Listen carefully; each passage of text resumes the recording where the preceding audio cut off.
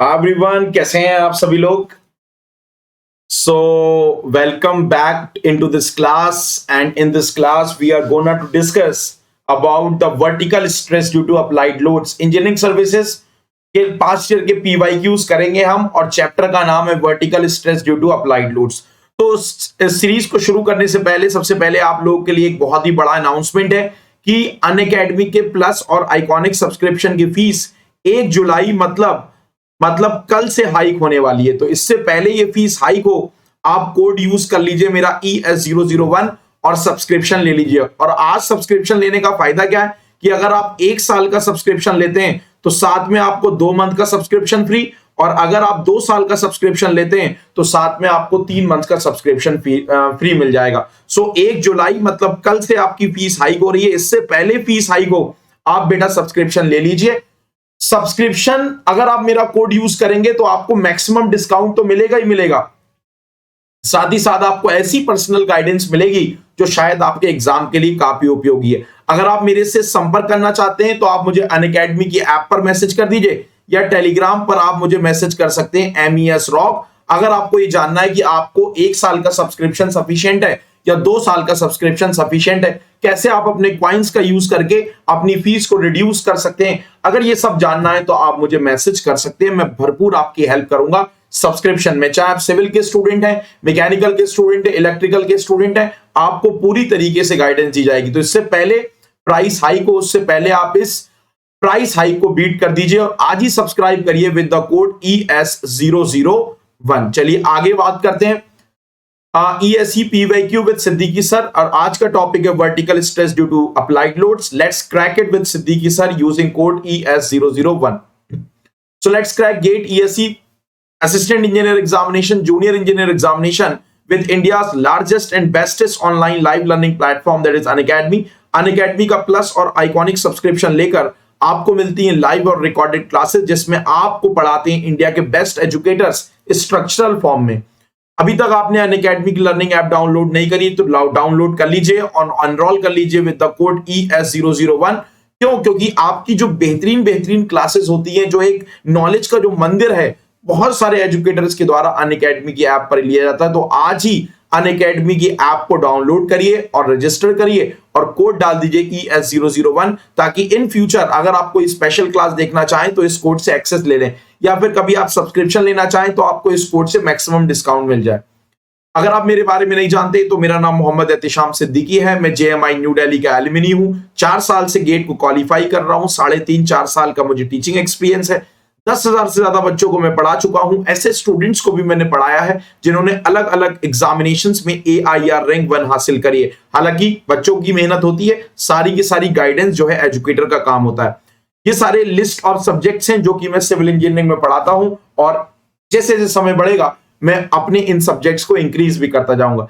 अगर आप अनअकैडमी का प्लस सब्सक्रिप्शन लेते हैं तो आपको बेटा डेली लाइव क्लासेस मिलती हैं, लेकिन वो लाइव क्लासेस ऐसी नहीं होती हैं, है ना, इंटरेक्टिव होती है। आप अपने एजुकेटर के साथ चैट कर सकते हैं, आप डिस्कस कर सकते हैं, अपने डाउट्स पूछ सकते हैं और अपने आंसर्स को क्लास के दौरान ही आंसर पोल के द्वारा दे सकते हैं। किसी वजह से अगर आपकी लाइव क्लास छूट जाती है, जैसे कोचिंग्स में लाइव क्लास छूट जाती है ना, तो आप परेशान हो जाते हो कब करूं। तो यहां पर आपको परेशान नहीं होना, क्योंकि वो लाइव क्लास आपकी बेटा रिकॉर्डेड फॉर्म में आपकी प्रोफाइल में स्टोर हो जाती है। और अगर आप सब्सक्रिप्शन लेते हैं तो आप कभी भी, कहीं भी, कितने भी बार उस रिकॉर्डेड क्लास को देख सकते हैं अपने कंफर्ट के अनुसार। आपके जो कोर्सेज होते हैं वो ऐसे ही नहीं होते जैसे यूट्यूब पर आधा पढ़ा दिया छोड़ दिया।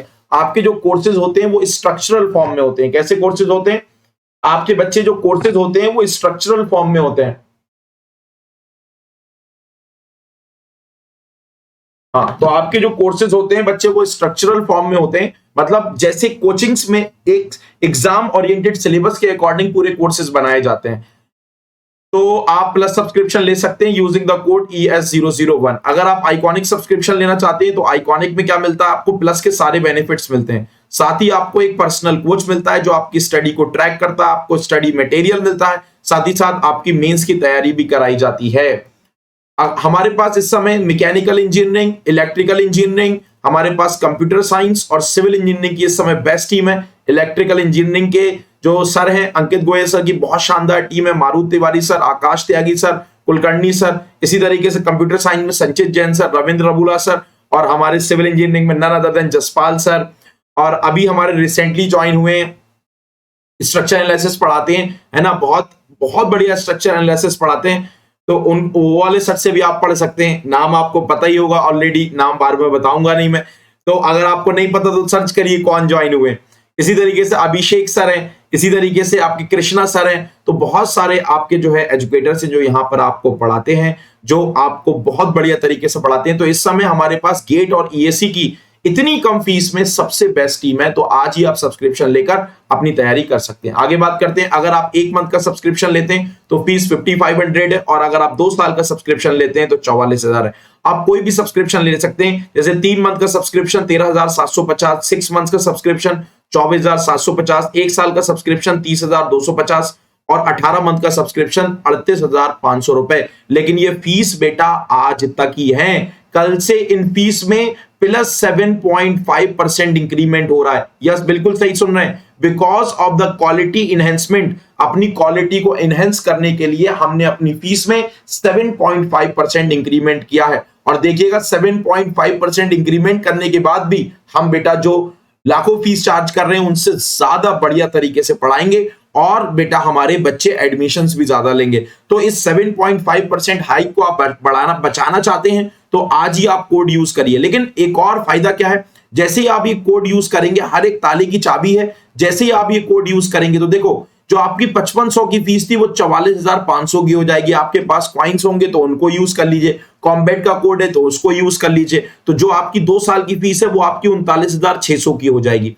तो आपको ये भरपूर डिस्काउंट तो मिलता ही मिलता है। डिस्काउंट बड़ी बात नहीं होती है, हो सकता है आपको सब्सक्रिप्शन ये 44,000 का हो सकता है, आपको बहुत सारे डिस्काउंट के बाद 30,000 रुपए, 25,000 या फ्री में भी मिल जाए। इंपॉर्टेंट ये नहीं होता है, इंपॉर्टेंट ये होता है कि आपकी जर्नी में कोई एक ऐसा इंसान होना चाहिए। जैसे हम जब तैयारी करते थे हमें कोई गाइड करने वाला नहीं था, तो जब कोई गाइड करने वाला नहीं होता तो हम भटक जाते हैं। हम मेहनत तो करते हैं, पढ़ते तो हैं, लेकिन समझ नहीं आता क्या पढ़ें क्या ना पढ़ें। तो वो गाइडेंस देने के लिए सिद्दीकी सर की पूरी टीम है ना, सिविल इंजीनियरिंग की पूरी टीम है जो आपको अपने पर्सनल व्हाट्सएप ग्रुप में गाइड करेंगे। मैकेनिकल के स्टूडेंट है तो मैं मैकेनिकल के ग्रुप में आपको ऐड करा दूंगा। अगर आप इलेक्ट्रिकल के स्टूडेंट, आप किसी भी ब्रांच के स्टूडेंट है, आपको मैं ऐड करा दूंगा। सबसे इंपॉर्टेंट, आपका कोई रिलेटिव, आपका कोई रिश्तेदार किसी भी एग्जाम की तैयारी करता है, नीट, आईआईटी, सिविल सर्विसेज, वहां पर भी मेरा कोड वैलिड है, और वहां पर भी मैं उस ग्रुप में आपको ऐड करा दूंगा। जो भी मेरे जानने वाले सिविल सर्विसेज के जो एजुकेटर्स हैं उनके ग्रुप में मैं आपको ऐड करा दूंगा, वो आपको पूरी गाइडेंस आपकी तैयारी में करेंगे। तो आज ही सब्सक्रिप्शन लेंगे। अगर आप आइकॉनिक सब्सक्रिप्शन लेते हैं तो 1 साल की फीस 50,250 है, 2 साल की 74,000 है। लेकिन अगर आप मेरा कोड यूज करते हैं ES001 तो आपकी 50,000 फीस 45,000 हो जाएगी, और 74,000 फीस 66,000 की हो जाएगी। तो आज ही सब्सक्राइब करें। सब्सक्राइब करना इसलिए भी इंपॉर्टेंट है क्योंकि हमारे विवेक गुप्ता सर, देखो आप तो गैस नहीं कर पाए लेकिन मैं आप नाम बता ही देता हूं। विवेक गुप्ता सर आपके 30 जून में एक नया बैच चालू कर रहे हैं 9:15 पर। यह बैच बहुत शानदार है क्योंकि बेस्ट फैकल्टी पढ़ाते हैं, Jaspal sir, Dushyant sir, Vivek sir, Abhishek sir, Krishna sir, Rajat Johri sir, Anirudh sir, Shobhit sir, Rajendra Prasad sir, RP sir, KP sir, सारे सर हैं। आपको करना कुछ नहीं है, आपको मेरा कोड यूज करना है ES001, आपको शानदार डिस्काउंट मिलेगा। आपको कंफ्यूजन है कि कौन सा सब्सक्रिप्शन लूं मैं, तो आप MES रॉक टेलीग्राम पर आप मुझे मैसेज करिए, मैं या मेरी टीम का कोई भी मेंबर आपको जरूर रिवर्ट करेगा। याद रखिए आज फीस इंक्रीज हो रही है, आज ही सब्सक्रिप्शन ले लीजिए। तो अगर आप कंप्यूटर साइंस, अगर आप सिविल इंजीनियर से हैं तब भी आप मेरा कोड यूज कर सकते हैं, कंप्यूटर साइंस के हैं, मैकेनिकल के हैं, इलेक्ट्रिकल के हैं, इलेक्ट्रॉनिक्स के हैं, हर जगह आप मेरा कोड यूज कर सकते हैं ES001। हर ताले की चाबी है, बता रहा हूं मैं आपको। अगर आपको फाइनेंशियल कंडीशन है तो अनअकैडमी एक इकलौती ऐसी ऑर्गेनाइजेशन है जो हर हफ्ते आपको स्कॉलरशिप पाने का मौका देती है। बहुत सारे बच्चे फाइनेंशियली वीक स्टूडेंट्स होते हैं लेकिन वो बेचारे कई कारणों की वजह से पढ़ नहीं पाते हैं क्योंकि वो इतनी फीस अफोर्ड नहीं कर पाते हैं। हालांकि जो लाखों फीस थी वो तो अफोर्ड कर ही नहीं पाते थे, इसी वजह से अनअकैडमी ने अपना ये स्टार्ट किया, वरना तो हम यूट्यूब पर फ्री में पढ़ा ही रहे थे। लेकिन उन सारे टॉप एजुकेटर्स को जब आप एक प्लेटफॉर्म पे लाते हैं तो उनको एक एक्स अमाउंट ऑफ सैलरी भी देते हैं, क्योंकि कोई भी एजुकेटर जब एक प्लेटफॉर्म पे पढ़ा रहा है तो वो ऑब्वियस सी बात है वो चाहेगा कि मुझे एक एक्स अमाउंट ऑफ सैलरी मिले। तो जब आप उन नीड्स को सेटिस्फाई करते हैं तो आपको एक मिनिमम अमाउंट ऑफ फीस रखनी पड़ती है। तो बच्चे उसमें परहेज भी नहीं करते। हमने इतनी कम फीस रख के इतना बढ़िया कंटेंट दे रहे हैं कि कोई भी नहीं दे रहा है इस समय मार्केट में। इंडिया की बेस्ट टीम बन गई इस समय अनअकैडमी की, गेट और ईएससी की टीम। तो इसीलिए मैं आपसे ये बोलता हूं कि अगर आपके साथ इतनी फीस भी अफोर्ड करने के पैसे नहीं है तो घबराइए मत। Unacademy always care for those students who are financially weak and who are very good in the studies। तो हर हफ्ते अनअकैडमी का कॉम्बैट सेशन होता है। इस अनअकैडमी के कॉम्बैट सेशन में आपको बेटा इंडिया का लार्जेस्ट वीकली कंपटीशन है गेट एग्जामिनेशन के लिए। 60 मिनट का टेस्ट होता है, ओरिजिनल गेट क्वेश्चन से आप चैलेंज करते हैं। आप इसको लाइव देख सकते हैं, super fast and fun all India leader board बनती है और आप अपनी वीक एरियाज को भी इससे डिटेल सॉल्यूशन से रिमूव कर सकते हैं। नेक्स्ट कॉम्बैट बेटा 4 जुलाई में होने वाला है। आज ही एनरोल कर लीजिए कॉम्बैट के लिए by using the code ES001।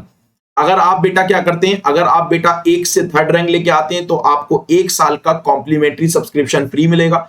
अगर आप 4 से 10 रैंक लाते हैं तो आप किसी भी टेन्यूर का सब्सक्रिप्शन लीजिए, आपको 75% ऑफ मिलेगा। अगर आप 11 से 50 रैंक लाते हैं तो आपको किसी भी टेन्यूर के सब्सक्रिप्शन में 50% का ऑफ मिलेगा। और अगर आप 51 से 100 रैंक लेकर आते हैं तो आपको 25% ऑफ मिल जाएगा। एक और इंपॉर्टेंट अनाउंसमेंट है कि अगर आप लर्नर हैं और अगर आप बेटा लर्न वाइल अर्न करना चाहते हैं,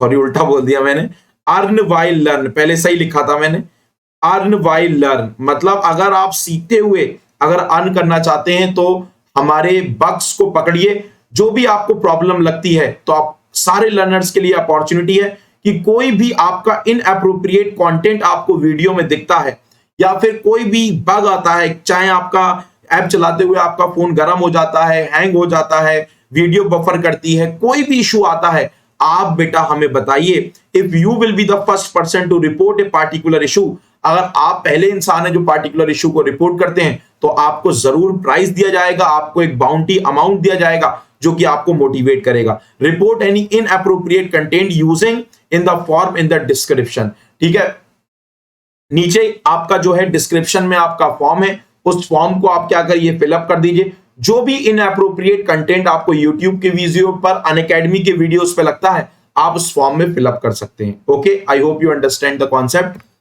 चलिए शुरू करते हैं फिर अपना session. Engineering services PYQs with Siddiqui sir, vertical stress due to applied loads, let's crack it with Siddiqui sir. So this is the very first question.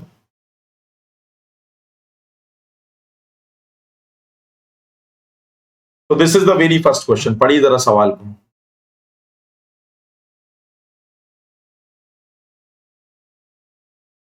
This is the very first question. क्या बोल रहा है? हाँ जी, सवाल क्या है? The standard Newmark's influence chart is shown in the given figure. कह रहा है if loaded equally the areas marked as 1 and 2 will yield the pressure at the center। कह रहा 2 एरियाज हैं, एक एरिया आपका बेटा कौन सा है, 2 है, और एक एरिया 1 है। तो देखिए कह रहा है कि अगर इन पर सेम प्रेशर लगाया गया, सेम इंटेंसिटी लगाई गई, ठीक है, अगर इन पर सेम इंटेंसिटी लगाई गई, इस दोनों पर सेम लोड लगाया गया, तो इसके सेंटर पर जो प्रेशर मिलेगा वो कैसा मिलेगा? ए वाले के लिए ज्यादा मिलेगा, बी वाले के लिए ज्यादा मिलेगा, किसके लिए ज्यादा मिलेगा? तो देखिए न्यूमार्क्स चार्ट एक कॉन्सेप्ट पर बेस्ड है, याद रखिएगा। जो न्यूमार्क्स चार्ट है वो बेटा बॉस्निक थ्योरी के ऊपर बेस्ड है। Newmark's chart is based on Boussinesq theory.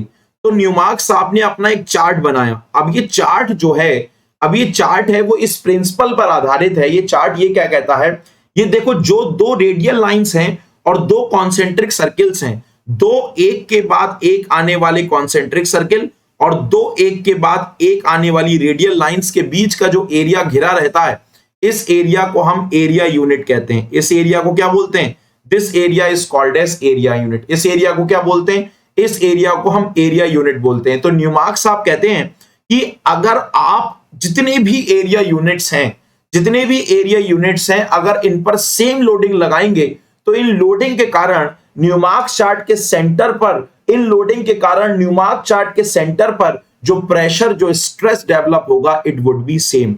So Newmark's influence chart is based on the principle that if all the area units are subjected with same intensity of loading, then they will yield the same pressure or the same stress at the centre of the Newmark chart. इसीलिए तो जब हम एक arbitrary shape का arbitrary shape loaded area के कारण stress निकालते हैं तो हम लोग क्या करते हैं, जिस पॉइंट पर स्ट्रेस निकालना है उस पॉइंट को इस न्यूमार्क चार्ट के सेंटर से कोइंसाइड कर देते हैं और उसके बाद हम अपना कॉन्सेप्ट लगा देते हैं। कौन सा कॉन्सेप्ट?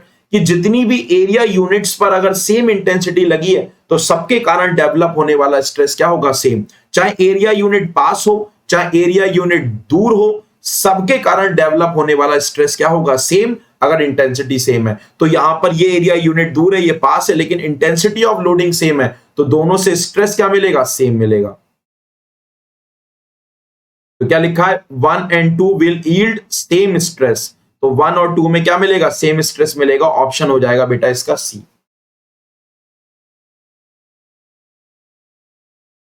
क्वेश्चन नंबर फर्स्ट का ऑप्शन हो जाएगा सी। चलिए क्वेश्चन नंबर सेकंड की तरफ बढ़ते हैं। कह रहा है concentrated load of 50 ton acts equally at a point on the soil surface if the Bosnick equation is applied for the computation of stresses, then the ratio of vertical stresses at a depth of 3 meter and 5 meter respectively below a point of application of point load। अब देखिए क्या बोल रहा है, कह रहा है कि concentrated load आपने लगाया, क्या लगाया आप?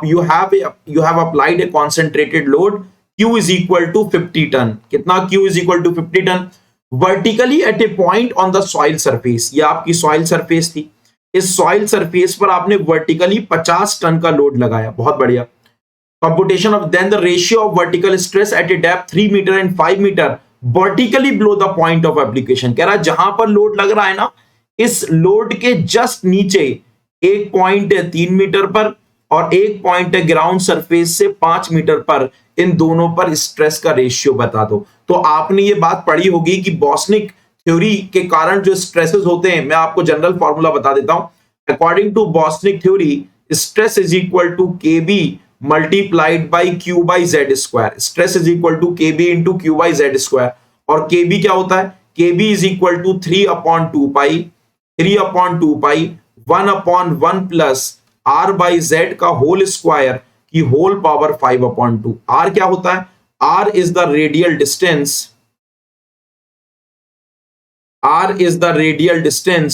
from the axis of load। जिस पॉइंट पर स्ट्रेस निकालना है उस पॉइंट की एक्सिस ऑफ लोड से क्या दूरी है, इसी को R कहते हैं। अब ये पॉइंट जस्ट नीचे लाई कर रहा है तो R की वैल्यू कितनी हो जाएगी? R की वैल्यू 0 हो जाएगी। यहां पुट करेंगे तो just below the point load जो केवी की वैल्यू आती है वो 3/2 पाई, सॉल्व करेंगे तो वैल्यू आ जाएगी 0.4775। तो just below the point load Boussinesq इसके अकॉर्डिंग अगर जस्ट बिलो निकालो, पॉइंट लोड के जस्ट नीचे कोई पॉइंट है वहां स्ट्रेस निकालोगे तो वैल्यू आएगी 0.4775 multiplied by Q by Z square, ये आती है वैल्यू। तो अब देखिए यानी जो स्ट्रेस है वो बेटा Z के क्या है? लोड तो सेम है, Z के इनवर्सली प्रोपोर्शनल के स्क्वायर के इनवर्सली प्रोपोर्शनल है। तो आप यहां क्या लिख देंगे? आप यहां लिख देंगे बेटा sigma is inversely proportional to Z square. तो आपको रेशियो निकालना है 3 मीटर और 5 मीटर पर। स्ट्रेस है 3 metre divided by stress at 5 metre is equal to Z5 divided by Z3 का होल स्क्वायर। तो ये हो गया आपका 5/3 का whole square, that is equal to 25 divided by 9। तो ये हो गया 9 2 18 7, 9 2 18, बचा कितना? 7 और 7 9 63। तो आंसर आ जाएगा 2.77।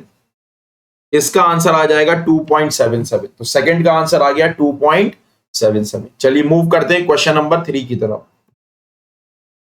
देखिए क्वेश्चन नंबर 3 क्या है? कह रहा है part of the Newmark influence chart with 4 concentric, floor नहीं है 4, with 4 concentric circle is shown in the figure if the hashed areas A and B are loaded separately with the, देखो underline कर रहा हूं, with the same intensity of loading, then the intensity of pressure yielded, कह रहा है न्यूमार्क्स influence chart में 4 concentric circles हैं और आपने क्या देखा? 2 एरियाज हैं, एक एरिया आपका 2 है, एक 1 है।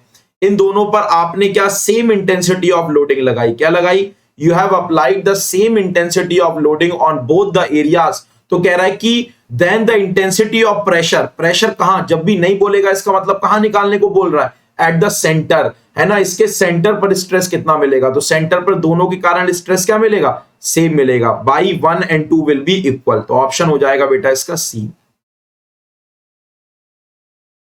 तो इस क्वेश्चन का क्वेश्चन नंबर 3 का आंसर आ जाएगा आपका सी। क्वेश्चन नंबर 4 की तरफ बढ़ लें। For a vertical concentrated load acting on the surface of a semi-infinite elastic soil mass, the vertical normal stress at a depth z is proportional to। अभी मैंने आपको पढ़ाया कि अगर किसी सॉइल की सरफेस सेमी इनफाइनाइट सॉइल पर, अगर कोई सेमी इनफाइनाइट सॉइल पर एक वर्टिकल पॉइंट लोड लग रहा है Q, यस और नो, तो इसके कारण जो स्ट्रेस होगा वो Z के प्रोपोर्शनल अगर देखा जाए तो तो वो क्या होगा, अभी मैंने आपको बताया था stress is inversely proportional to Z square. तो ऑप्शन क्या हो जाएगा बेटा, डी। प्रोपोर्शनल बोला है तो अगर इनवर्सली प्रोपोर्शनल बोलता तो it is inversely proportional to Z square, but it is proportional to 1/z square. Option हो जाएगा बेटा D.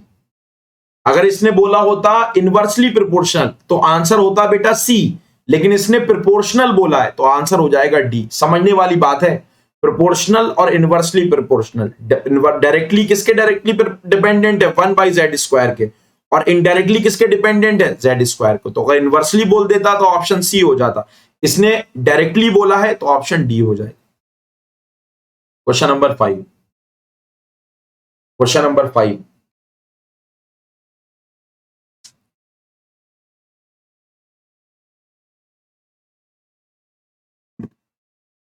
the vertical point load on the surface when considering the vertical plane passing through the load stress reduced by 52.3%। तो देखिए,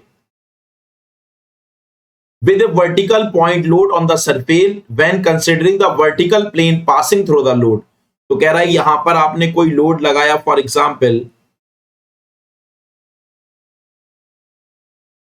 यहां पर आपने कोई load लगाया Q। तो जब आप कोई लोड लगाएंगे Q तो ये लाइन क्या जाएगी, ये लाइन अगर मैं एक्सेस ऑफ लोड दिखाऊं तो this will be the axis of load और this is the vertical plane, this is the vertical plane, this is the vertical plane passing through the load.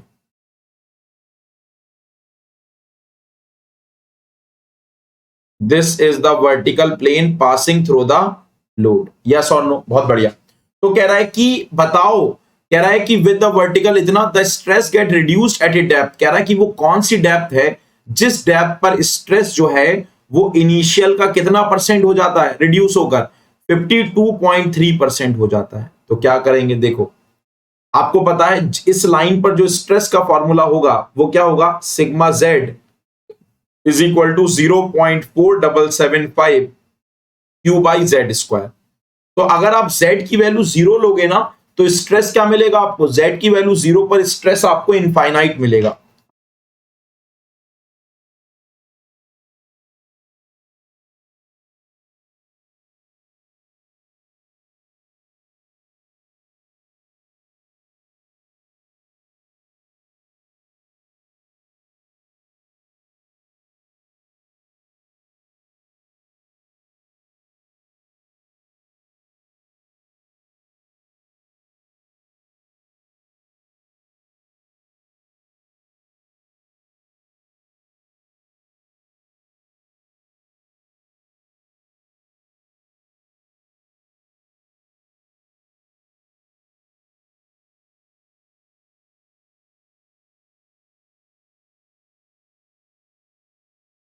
हाँ जी, तो अगर z की value 0 रख दी ना तो स्ट्रेस क्या मिलेगा आपको, इनफाइनाइट मिलेगा। तो हम लोग क्या मान लेते हैं, at z is equal to 0, infinite stress को ना मानकर हम ये मान लेते हैं stress at z is equal to 0 is equal to जो लोड लग रहा है उसी के बराबर, मतलब 0.4, मतलब सॉरी ये वैल्यू हम मान लेते हैं कि अगर z is equal to 0 stress बहुत ज्यादा मिलेगा, तो हम ये मान लेते हैं कि स्ट्रेस कितना डेवलप हो रहा है, जितना आप लोड लगा रहे हैं उतना ही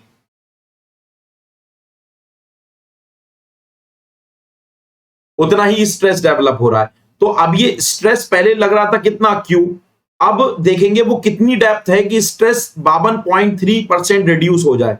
तो अगर मैं Z ऐसी वैल्यू रखते जाओगे आप, Z इज इक्वल टू 0.25 0.5 इस तरीके से वैल्यू रखते जाएंगे, जब Z की वैल्यू 1 रखेंगे तो आपको stress Z is equal to 1 पे कितना मिलेगा, Z इज इक्वल टू 1 पे मिलेगा 0.4775। तो अगर 5 टाइम्स ऑफ Q कितनी वैल्यू मिल जाएगी आपको 0.477। तो अगर मैं देखूं 1 मीटर तक स्ट्रेस कितना रिड्यूस हो गया, तो कैसे निकालेंगे, that is change in stress. तो चेंज इन स्ट्रेस आ जाएगा आपका Q minus 0.477 Q divided by Q multiplied by 100। तो वैल्यू आ जाएगी आपकी 52.3%। इसका मतलब जब Z की वैल्यू 1 मीटर होगी, जब Z की वैल्यू 1 मीटर होगी, 1 यूनिट होगी, तब स्ट्रेस 52.3% रिड्यूस हो जाएगा। ऑप्शन हो जाएगा बेटा इसका डी। तो इसको आप हिट एंड ट्रायल से ही करेंगे।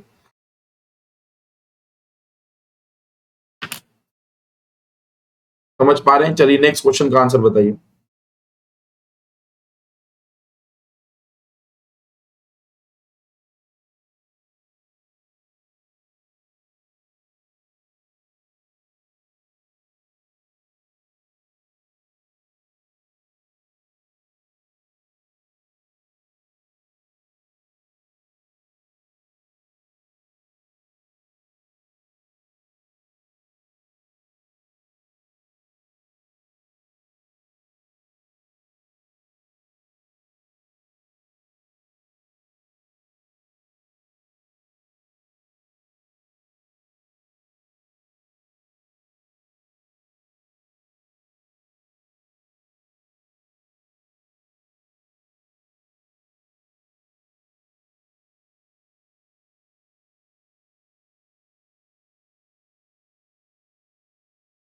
चलिए इस क्वेश्चन का आंसर बताएंगे।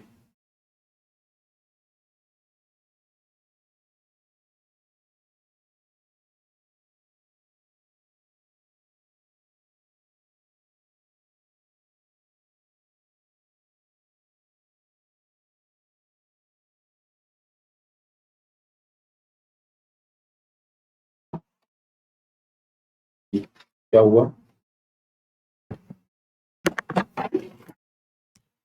कह रहा है इन केस ऑफ, कह रहा है in case of stratified soil. Stratified soil का मतलब क्या होता है, लेयर्ड सॉइल। स्ट्रेटिफाइड सॉइल का मतलब होता है लेयर्ड सॉइल, ऐसी सॉइल जिसमें कई सारी परतें होती हैं। The best equation that can be adopted for computing the pressure distribution. कह रहा है कि जो स्ट्रेटिफाइड और लेयर्ड सॉइल होती हैं उसमें हम जो बेस्ट मेथड यूज करते हैं स्ट्रेस को निकालने का, देखो जो बॉस्निक थ्योरी थी, जो बॉस्निक साहब ने जो थ्योरी दी थी, जो बेटा बॉस्निक साहब ने थ्योरी दी थी, वो केवल और केवल हम आइसोट्रॉपिक सॉइल के लिए लगा सकते हैं। इसके लिए आइसोट्रॉपिक सॉइल के लगा सकते हैं। लेकिन लेकिन जो वेस्टरगार्ड साहब ने जो थ्योरी दी थी किसी पॉइंट लोड के कारण स्ट्रेस निकालने की, वो उन्होंने सॉइल को एनआइसोट्रॉपिक माना था। सॉइल को कैसा माना था, एनआइसोट्रॉपिक माना था और लेटरली कन्फाइंड माना था। उन्होंने ये माना था कि सॉइल के अंदर जो भी डिफॉर्मेशन होंगे वो वर्टिकल थिकनेस के चेंज होने के कारण होंगे, लेटरल कुछ नहीं होगा। तो सॉइल जो है एनाइसोट्रॉपिक मानी। एनाइसोट्रॉपिक सॉइल का मतलब जिसकी प्रॉपर्टीज हर दिशा में अलग अलग हो, और ऐसी सॉइल क्या होती है, लेयर्ड सॉइल होती है। तो layered soil, anisotropic soil, stratified soil के लिए स्ट्रेस निकालना है तो बेस्ट मेथड जो माना जाता है वो है वेस्टरगार्ड थ्योरी।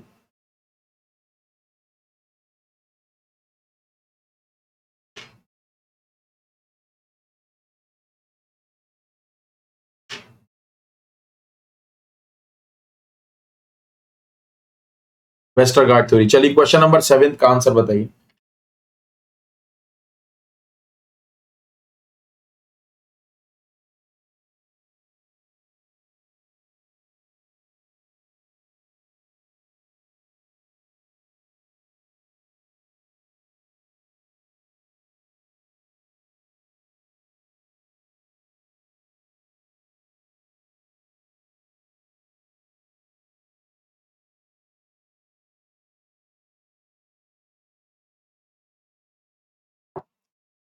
क्या बोल रहा है, in a Newmark's influence chart for the stress distribution there are 10 concentric circles and 50 radial lines, the influence factor of the chart. तो देखिए न्यूमार्क चार्ट का जो इन्फ्लुएंस फैक्टर होता है वो होता है 1/m into N. 1/m into N. M क्या होता है? m is equal to number of concentric circles. m is equal to number of concentric circles और n होता है बेटा number of radial lines.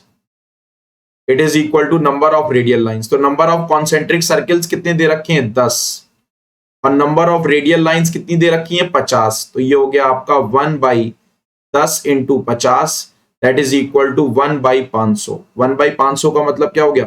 0.2 divided by 100। दो बार डिवाइड करोगे जो 0 तो 0.002 कोई ऑप्शन है? बी ऑप्शन हो जाएगा। ठीक है, क्वेश्चन नंबर 7 का B. Question number 8, sigma z is the vertical stress at a depth equal to z in a soil mass due to the surface point load q। कह रहा था vertical stress at a depth 2z will be। बहुत बढ़िया। तो अब देखिए, कह रहा है एक z डेप्थ पर जो वर्टिकल स्ट्रेस है वो सिग्मा z है। ठीक है, और आपको पता है जब आपको कुछ नहीं बोला गया तो यही मानेंगे कि जो आपका स्ट्रेस है वो पॉइंट लोड के जस्ट नीचे है। तो वो स्ट्रेस कितना आ जाएगा? KB multiplied by Q by Z square. और KB की वैल्यू कितनी होगी बेटा? 0.4775 Q by Z square. Okay, तो आप ऐसे लिख सकते हैं sigma z is inversely proportional to Z square, है ना। कोई भी सिग्मा जो है, क्योंकि इसकी वैल्यू तो सिग्मा z दे रखी है, तो आप ये मान लेंगे कि ये जो सिग्मा है स्ट्रेस क्या है? Is inversely proportional to Z square. तो आप क्या लिखेंगे? आप लिखेंगे 2z डेप्थ। तो 2z डेप्थ पर स्ट्रेस मान लिया सिग्मा 2 डिवाइडेड बाई 1z पर sigma 1 is equal to z1 divided by z2 का whole square. So sigma 2 divided by sigma 1 क्या है बेटा? सिग्मा z है, is equal to z1 depth कितनी है? z है, और z2 डेप्थ कितनी है बेटा? 2z है, इसका होल स्क्वायर। तो z से z कट जाएगा, तो यहां से सिग्मा 2 की जो वैल्यू आ जाएगी वो आ जाएगी सिग्मा z डिवाइडेड बाई 4। इसका मतलब 0.25 टाइम्स ऑफ सिग्मा z। तो इस क्वेश्चन का आंसर हो जाएगा बेटा आपका 0.25 times of sigma z। That is option number A. 8 का आंसर हो जाएगा आपका ए।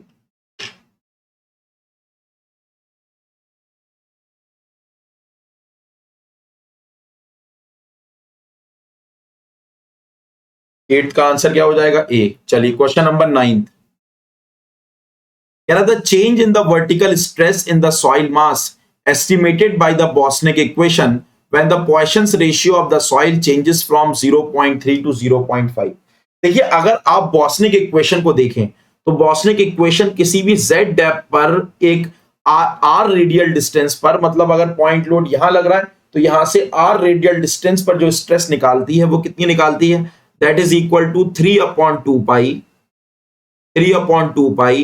1/1 प्लस r अपॉन z का होल स्क्वायर की whole power 5/2 multiplied by q by Z square, multiplied by q by Z square. तो अगर आप ध्यान से देखेंगे बेटा, अगर आप ध्यान से देखेंगे, देखिए जो बॉस्निक साहब ने अपनी जब ये थ्योरी दी, बॉस्निक साहब ने जब अपनी इक्वेशन दी, तो इन्होंने सॉइल को इलास्टिक माना। इन्होंने सॉइल को कैसा माना? इलास्टिक माना।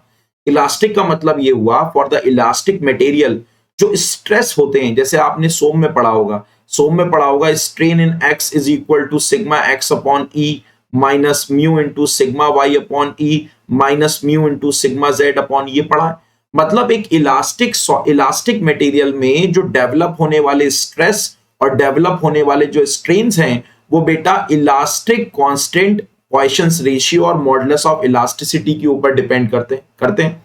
बॉस्निक साहब ने सॉइल को इलास्टिक तो माना, लेकिन जब इन्होंने अपनी इक्वेशन को ड्राइव किया तो इन्होंने ये पाया कि सॉइल को तो इलास्टिक मानकर इन्होंने बॉस्निक थ्योरी दी, लेकिन जब इन्होंने स्ट्रेस निकाले तो उन्होंने क्या पाया कि जो स्ट्रेस है वो केवल और केवल r बाई जेड रेशियो के ऊपर डिपेंड कर रहा है। किसके ऊपर? केवल और केवल r बाई जेड रेशियो के ऊपर डिपेंड कर रहा है, और आप कितना लोड अप्लाई कर रहे हैं इसके ऊपर डिपेंड कर रहा है। So this stress depends only on the applied load and r by Z ratio, and this stress is not depend upon the elastic properties, that is modulus of elasticity and Poisson's ratio. तो मतलब बॉसनिक साहब ने अपनी theory elastic मान कर दी, लेकिन उनकी theory से मिलने वाले स्ट्रेसेस कभी भी elastic constant, modulus of elasticity और पॉइसंस रेशियो के ऊपर डिपेंड नहीं कर रहे थे। इसका मतलब आपकी एक सॉइल है वो लीनियरली इलास्टिक है, एक और सॉइल है वो भी लीनियरली इलास्टिक है, और दोनों की मॉडुलस ऑफ इलास्टिसिटी अलग अलग है। अगर आप इन दोनों पर सेम लोड लगाएंगे और सेम लोकेशन पर अगर स्ट्रेस निकालेंगे तो स्ट्रेस सेम मिलेंगे। मान लो इसकी मॉडुलस ऑफ इलास्टिसिटी अगर बेटा ई है, इसकी मॉडुलस ऑफ इलास्टिसिटी 2e है, तो दोनों के केस में आपको स्ट्रेसेस की वैल्यू क्या मिलेगी? सेम ही मिलने वाली है। क्यों? क्योंकि बॉसनिक थ्योरी से मिलने वाले स्ट्रेसेस कभी भी इलास्टिक कांस्टेंट्स के ऊपर डिपेंड नहीं करते हैं, कभी भी इलास्टिक कांस्टेंट्स के ऊपर डिपेंड नहीं करते, तो there won't be any change. तो अगर आप बॉसनिक थ्योरी में अगर पॉइसंस रेशियो को 0.3 से 0.5 कर दें, मॉडुलस ऑफ इलास्टिसिटी को दोगुना कर दें, स्ट्रेसेस पे कोई भी फर्क पड़ने वाला नहीं है, क्योंकि स्ट्रेस दो बातों के ऊपर डिपेंड करते हैं, एक R/Z रेशियो और एक अप्लाइड लोडिंग के कारण। तो ऑप्शन हो जाएगा आपका डी। समझ पा रहे हैं क्या? तो क्वेश्चन नंबर 9 का ऑप्शन हो जाएगा आपका डी। क्वेश्चन नंबर 10 बताइए।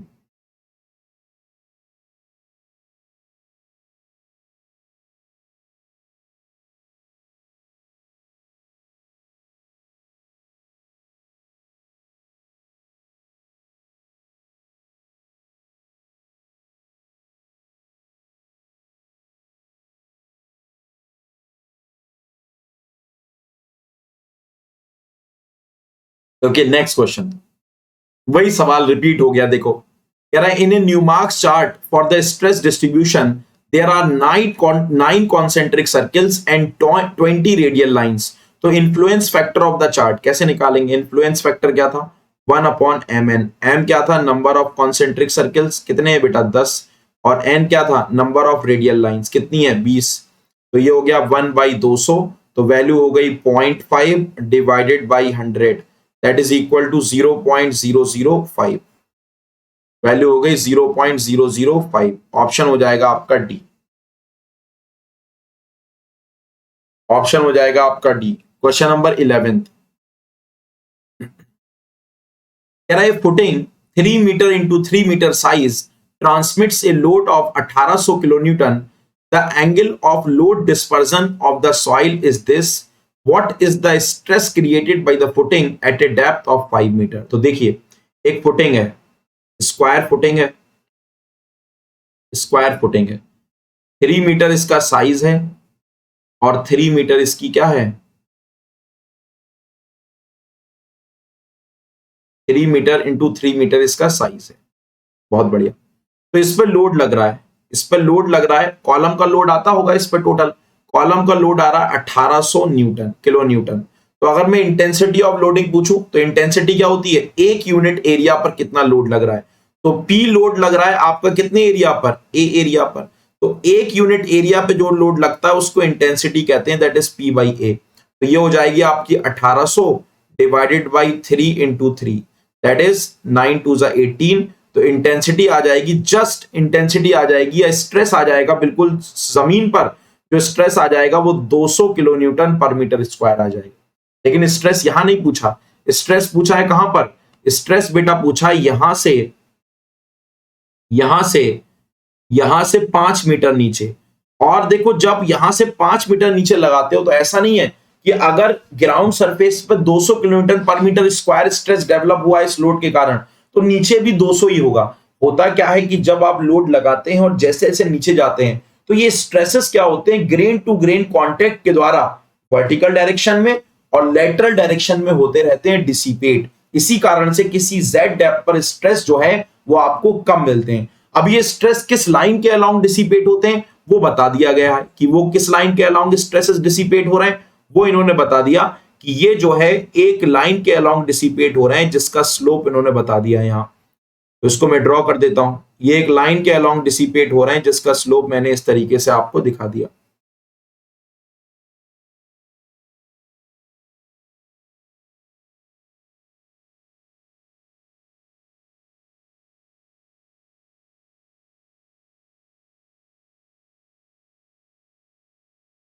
तो इसको नीचे लेके गए तो यहां पहुंच गए। ठीक है, यहां पर निकालना है। तो देखिए अब ये जो 1800 न्यूटन है, ये 1800 किलो न्यूटन है, ये पूरा का पूरा यहां लगा दीजिए। पहले 1800 किलो न्यूटन कितने पे लग रहा था? 3/3 पर। अब जो 1800 न्यूटन लगेगा वो कितने पे लगेगा? ये जितना साइज इसका होगा, जितना साइज इतना होगा, उतना ही साइज पीछे का होगा, क्योंकि स्क्वायर है ना ये, उतना होगा साइज। तो यहां पर अभी लोड ऐसे लग रहा था, इंटेंसिटी 200 लग रहा था, ये स्ट्रेस 200 लग रहा था। अब ये पूछा है कि इस डेप्थ पर कितना होगा, तो कैसे निकालेंगे? देख लो, बड़ा आसान है। देखो जरा, यहां से मैंने वर्टिकल लाइन ड्रॉ करी, यहां से मैंने वर्टिकल लाइन ड्रॉ करी, तो अगर ये 3 मीटर है तो भाई साहब ये भी 3 मीटर होगा, ये तो 1800 ही है। अभी जो टेन अल्फा दे रखा है वो 0.5 दे रखा है, टेन अल्फा 0.5 दे रखा है, tan alpha is equal to 1/2। ठीक है, टेन अल्फा 1/2। टेन अल्फा क्या होता है? टेन अल्फा क्या होता है? Perpendicular upon base. मतलब अगर आप, कहने का मतलब है अगर आप परपेंडिकुलर अपॉन बेस, मतलब साइड स्लोप दे रखा है 1:2, मतलब किन्हीं दो पॉइंट्स के बीच अगर आप वर्टिकली 1 मीटर जाएंगे तो हॉरिजॉन्टली जाएंगे 2 मीटर। तो देखिए एक पॉइंट ये है और एक पॉइंट ये है, इन दोनों के बीच वर्टिकली में कितना आया? 5 मीटर। तो इन दोनों के बीच हॉरिजॉन्टली कितना होगा? 10 मीटर। इसी तरीके से इन दो पॉइंट्स के बीच वर्टिकली कितना आया? 5 मीटर। तो हॉरिजॉन्टली आऊंगा 10 मीटर। तो ये मतलब ये कितना हो जाएगा? 10 + 10 20 23। तो ये भी हो जाएगा आपका 23। तो स्ट्रेस निकालोगे तो स्ट्रेस की वैल्यू कितनी आ जाएगी? Sigma Z is equal to load divided by वो जेड डेप्थ पर एरिया। तो बेटा लोड कितना है? लोड है आपका 1800 डिवाइडेड बाई वो एरिया कितना है? 23 × 23। तो सिग्मा जेड की वैल्यू कितनी आ जाएगी?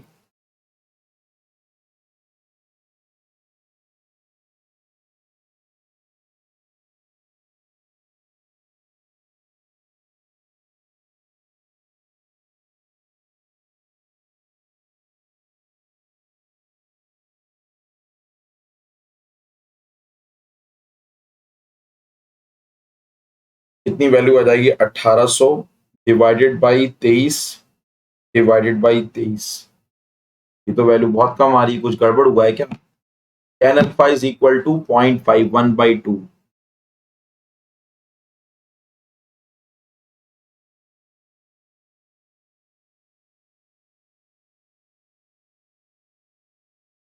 ये 3 मीटर है। Tan theta is equal to perpendicular upon base.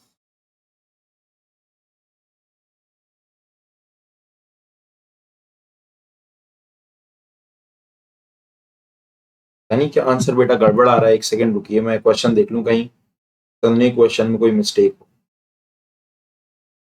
Question number 11 है ये।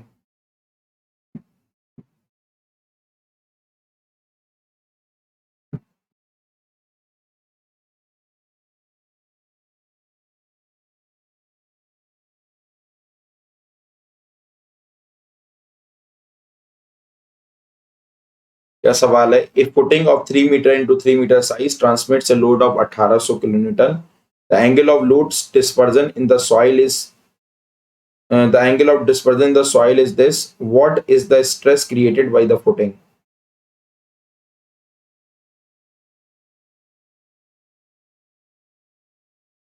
Angle of dispersion. अगर मैंने एंगल ऑफ डिस्पर्जन यहां से ले लिया तब तो आंसर नहीं आएगा। तो अब मुझे एंगल ऑफ डिस्पर्जन यहां से लेना पड़ेगा। ठीक है, एंगल ऑफ डिस्पर्जन मुझे यहां से लेना पड़ेगा, जो जहां से लोड लग रहा है, क्योंकि आंसर इससे तो आ नहीं रहा है। तो यानी जो एंगल ऑफ को बोला भी नहीं गया हॉरिजॉन्टल के साथ है या वर्टिकल के साथ, मैंने तो हॉरिजॉन्टल से ले लिया एंगल। ये जो डिस्पर्जन लाइन है, प्रेस डिस्ट्रीब्यूशन लाइन, इसका एंगल मैंने हॉरिजॉन्टल से ले लिया, लेकिन बोला तो गया ही नहीं है, तो फिर मैं तो हॉरिजॉन्टल से भी ले सकता हूं। तो मैंने हॉरिजॉन्टल से ले लिया था, अब मैं वर्टिकल से ले रहा हूं, क्योंकि आंसर तो आ नहीं रहा है, तो वर्टिकल से लेना पड़ेगा, वर्टिकल सही होगा फिर। तो अगर ये टेन अल्फा है तो टेन अल्फा हो जाएगा perpendicular upon base. Perpendicular upon base का मतलब अगर ये 1 मीटर है तो ये 2 मीटर होगा। मतलब अगर वर्टिकली आप 2 मीटर आओगे तो इधर 1 मीटर आओगे, मतलब इसका आधा आओगे। तो कहने का मतलब है अगर इस वर्टिकली 5 मीटर आ रहे हो तो यहाँ 2.5 मीटर आओगे, और यहाँ 5 मीटर आ रहे हो तो यहाँ कितना आओगे? यहाँ बेटा 2.5 मीटर आओगे। तो बेटा अब जो एरिया हो जाएगा वो 2.5 2.5 5 8 आ जाएगा, ये 8 मीटर आ जाएगा। तो स्ट्रेस हो जाएगा 1800 डिवाइडेड बाई 8 इंटू 8।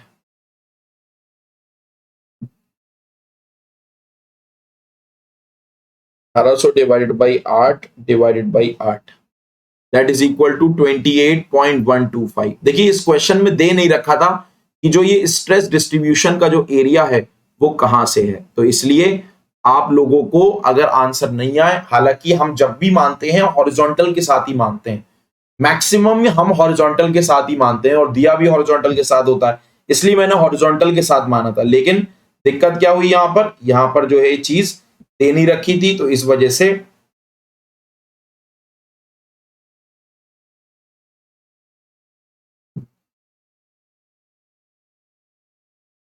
से मैंने इसको आप वर्टिकल के साथ लेकर फिर मैंने सॉल्व किया, तो आंसर आ गया। Question number 12।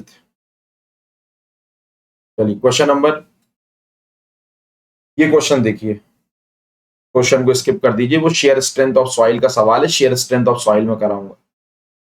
ये शेयर स्ट्रेंथ का सवाल है, आज ही कराऊंगा शेयर स्ट्रेंथ का जब सवाल, तो उसमें करा दूंगा इस सवाल। क्वेश्चन नंबर 13, क्या the stresses obtained from the Boussinesq theory are considered reasonably satisfactory in the foundation engineering because the stresses obtained from the Bosnic theory are considered reasonably satisfactory। कह रहा है कि जो बॉस्निक थ्योरी से हम जो stresses मिलते हैं उन स्ट्रेसेस को हम रीजनेबली क्यों मान लेते हैं।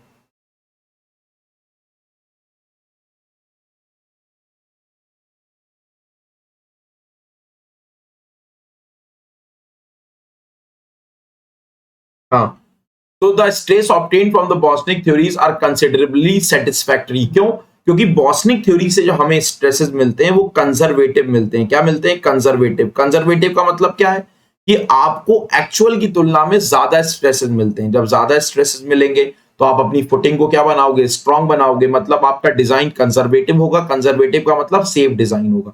तो यहां पर कह रहा है कि the stresses obtained from the Boussinesq theory are considered reasonably.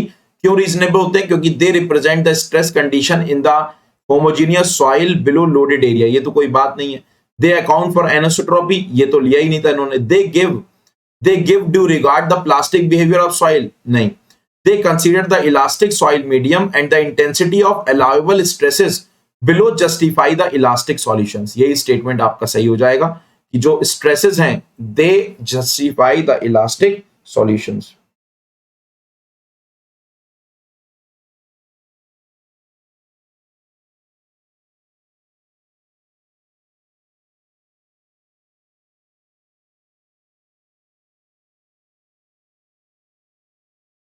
चलिए next question, question number 14।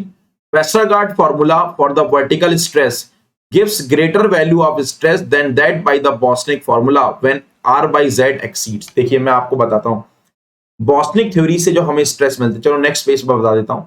बॉस्निक theory से जो हमें स्ट्रेस मिलते हैं किसी भी Z डेप्थ पर, वो होते हैं बेटा KB into Q by Z square. ठीक है, अगर आप इसको सॉल्व करें तो ये हो जाएगा 3/2 पाई, 3/2 पाई 1/1 प्लस R/Z का होल स्क्वायर, ये whole power 5/2 multiplied by Q by Z square. इसी तरीके से अगर हम वेस्टरगार्ड थ्योरी से स्ट्रेस निकालें तो ये होते हैं KW multiplied by Q by Z square, और इसकी वैल्यू हो जाएगी आपकी 1/पाई 1/1 plus 2 times of R/Z square की whole power 3/2 multiplied by Q by Z square. तो अब देखो, एक R बाई जेड ऐसा होता है जब इन दोनों को आप इक्वेट करोगे क्यू बाई क्यू जेड से कट जाएगा। एक R बाई जेड ऐसा मिलेगा जिस R बाई जेड से बॉस्निक थ्योरी से मिलने वाले स्ट्रेस और वेस्टरगार्ड थ्योरी से मिलने वाले स्ट्रेस की वैल्यू बराबर हो जाती है, और वो R बाई जेड होता है लगभग 1.524, जिसको हम 1.5 से याद रख लेते हैं। तो अगर मैं डायग्राम बनाऊं तो देखिए डायग्राम स्ट्रेसेस के कैसे मिलेंगे। ये आपका R बाई जेड रेशियो है, ये आपका R बाई जेड रेशियो है। तो आपको पता है बॉस्निक थ्योरी से मिलने वाले स्ट्रेसेस वेस्टरगार्ड थ्योरी से तो ज्यादा ही होते हैं। तो अगर मैं बॉस्निक थ्योरी लिखूं तो Z is equal to R by Z is equal to 0 होगा यहां पर। तो स्ट्रेस होंगे 0.4775 multiplied by Q by Z square. तो आपको स्ट्रेसेस का डायग्राम कैसा मिलेगा?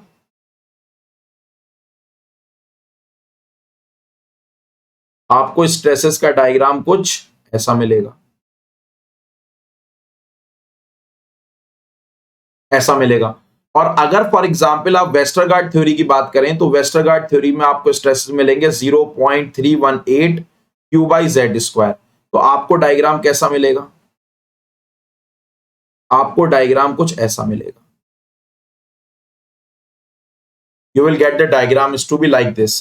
तो आप देखिए जरा, एक आर बाई जेड वैल्यू ऐसी मिल रही है, यहां देखिए आपको एक आर बाई जेड वैल्यू ऐसी मिल रही है, that is when R by Z is equal to 1.5। जब आर बाई जेड कितना हो जाए, जब R by Z is equal to 1.5, तो दोनों के कारण स्ट्रेस, चाहे बॉस्निक थ्योरी हो चाहे आपकी वेस्टरगार्ड थ्योरी है, दोनों से मिलने वाले स्ट्रेसेस की वैल्यू क्या सेम मिल रही है। और उससे पहले मतलब जब r बाई जेड की वैल्यू, जब बेटा r बाई जेड की वैल्यू 1.5 के बराबर है, तब आपको बॉस्निक थ्योरी और वेस्टरगार्ड थ्योरी से स्ट्रेसेस सेम मिल रहे हैं। और जब r बाई जेड की वैल्यू 1.5 से कम है, तो देखो बॉस्निक स्ट्रेसेस, ये बॉस्निक का कर्व है ना, तो बॉस्निक स्ट्रेसेस हमेशा किससे ज्यादा मिल रहे हैं? जब r बाई जेड 1.5 से कम है, तो बॉस्निक इक्वेशन से मिलने वाले स्ट्रेसेस वेस्टरगार्ड इक्वेशन से क्या मिल रहे हैं? ज्यादा। और जब r बाई जेड की वैल्यू 1.5 से ज्यादा हो गई, तो लाल वाला कर्व किसका है? वेस्टरगार्ड का। ब्लू वाला किसका है? आपका बॉस्निक का। तो r बाई जेड की वैल्यू जब 1.5 से ज्यादा होगी, तो वेस्टरगार्ड थ्योरी से मिलने वाले स्ट्रेसेस किससे ज्यादा हैं? बॉस्निक थ्योरी से ज्यादा है। समझ पा रहे हैं क्या बात? यस और नो? तो ये डेटा याद रखेंगे, जब r बाई जेड की वैल्यू 1.5 होगी तो बॉस्निक थ्योरी और वेस्टरगार्ड थ्योरी से मिलने वाले स्ट्रेसेस सेम होते हैं। जब r बाई जेड की वैल्यू 1.5 से कम होगी तो बॉस्निक थ्योरी से मिलने वाले स्ट्रेसेस वेस्टरगार्ड से ज्यादा होते हैं। और r बाई जेड की वैल्यू जब 1.5 से ज्यादा होगी, तब उस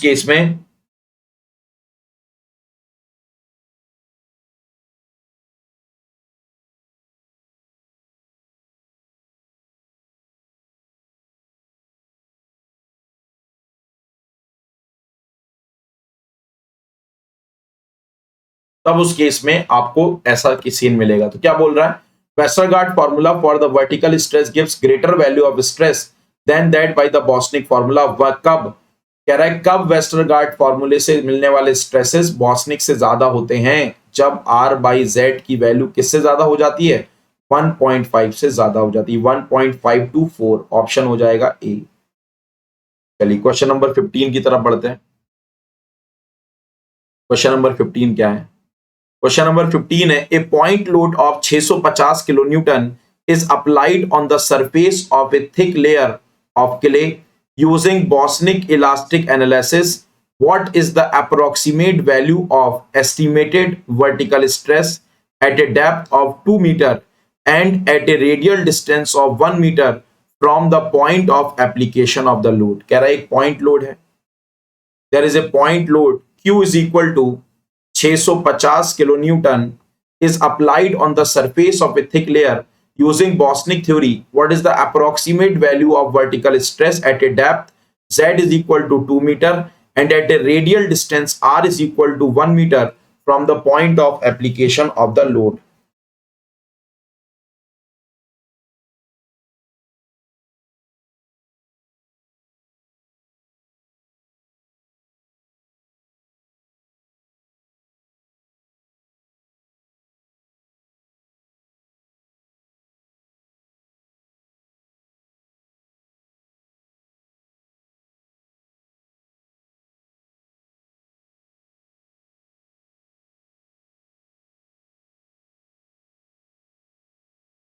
ठीक है, तो कैसे निकालेंगे? बॉस्निक थ्योरी से निकालना है तो फॉर्मूला क्या लगाएंगे? That is sigma Z is equal to K B into Q by Z square. तो सबसे पहले के बी की वैल्यू निकाल लेते हैं। के बी क्या हो जाएगा? 3/2 pi 3/2 pi 1/1 plus R by Z का होल स्क्वायर, ये होल पावर 5/2। तो यहां से के बी हो गया 3/2 pi multiplied by 1/1 plus R की वैल्यू है 1, जेड की वैल्यू है 2 का होल स्क्वायर की होल पावर 5/2। तो जब आप सॉल्व करेंगे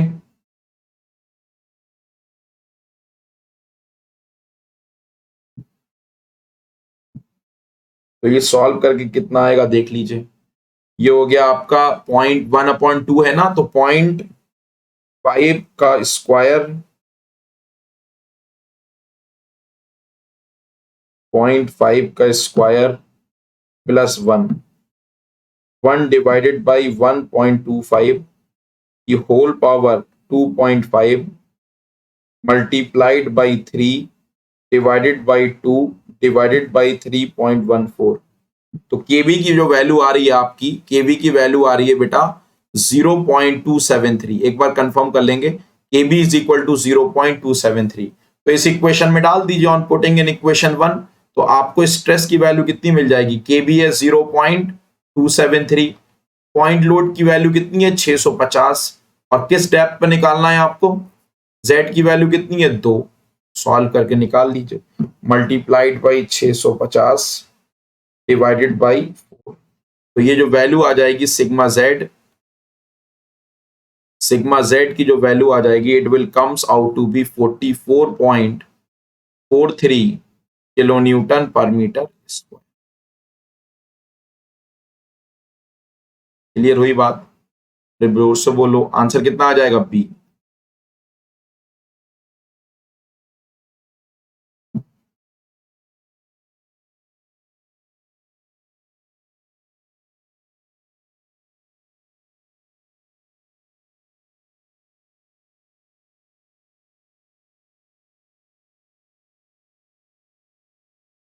इस 15 का आंसर हो जाएगा आपका बी। चलिए नेक्स्ट क्वेश्चन की तरफ बढ़ते हैं, बताइए इसका आंसर।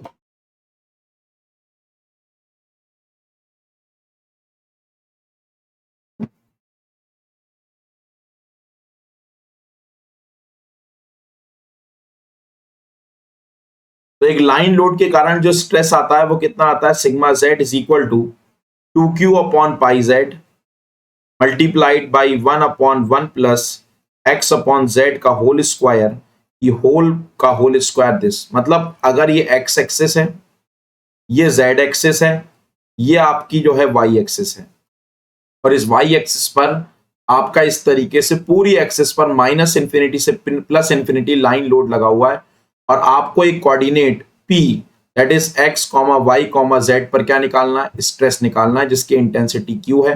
तो फॉर्मूला होता है 2q upon pi Z 1/1 plus X upon Z का whole square.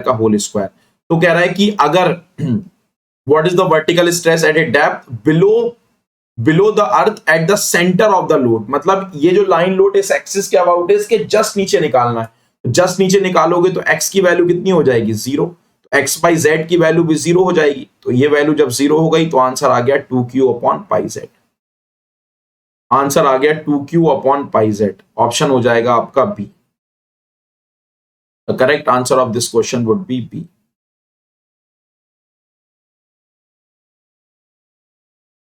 Question number 17।